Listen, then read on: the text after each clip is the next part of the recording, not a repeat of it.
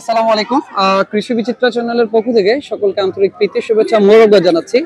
বরাবরই আমরা কৃষি বিচিত্রা চ্যানেলের মাধ্যমে বিভিন্ন উদ্যোক্তাদের এবং যারা বাগানি আছেন এবং যারা কৃষিতে সম্পৃক্ত হতে চান তরুণদের সহ আমরা সেই প্রতিবেদনগুলো প্রচার করার চেষ্টা করি।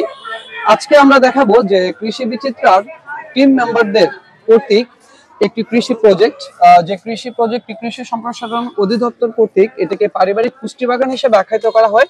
একটি সাইনবোর্ডের সামনে দাঁড়িয়ে আছি, ছোট একটি সাইনবোর্ড দেখতে পাচ্ছেন। এটি হচ্ছে পারিবারিক পুষ্টি বাগানের একটি মডেল মাত্র। ব্যস্ততার মাঝেও কিন্তু আমরা কৃষিতে আমাদেরকে সম্পৃক্ত রাখতে চাই। অনেকে হয়তো ভাবতে পারেন যে আমরা শুধু কৃষি ভিত্তিক ভিডিওই করে যাই, আমরা কতটুকু কৃষিতে সম্পৃক্ত আছি। আমরা আমাদের পারিবারিক পুষ্টি বাগানের পুরো ভিডিও চিত্রটা আমরা আপনাদেরকে দেখাবো। এর আগে আমি একটু পরিচয় করিয়ে দিব আমাদের বাঞ্ছারামপুর উপজেলা কৃষি অফিসের দুজন উপসহকারী কৃষি কর্মকর্তার সাথে।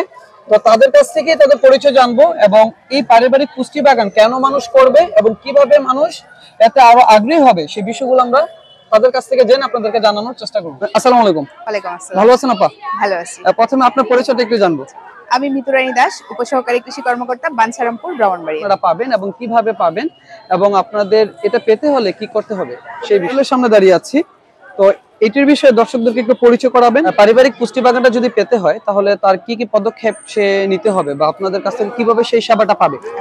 পারিবারিক পুষ্টি বাগান পাওয়ার জন্য একজন কৃষক অথবা একজন গ্রাহকের মাত্র তার আইডি কার্ড, আইডি নাম্বার এবং ফোন নাম্বার দিয়ে আমাদের সাথে যোগাযোগ করলে স্ব ব্লকে যারা কর্মরত আছেন তাদের কাছ থেকে সেবাটা সে গ্রহণ করতে পারবে।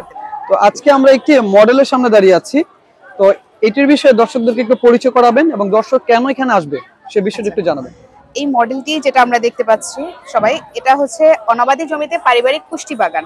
যে জমিগুলি আমাদের বাড়ির আশেপাশে অনাবাদী থাকে, ধরো গ্রামে আমরা থাকি, অনেকের বাড়িতেই 200 250 শতক জায়গা পড়েই থাকে।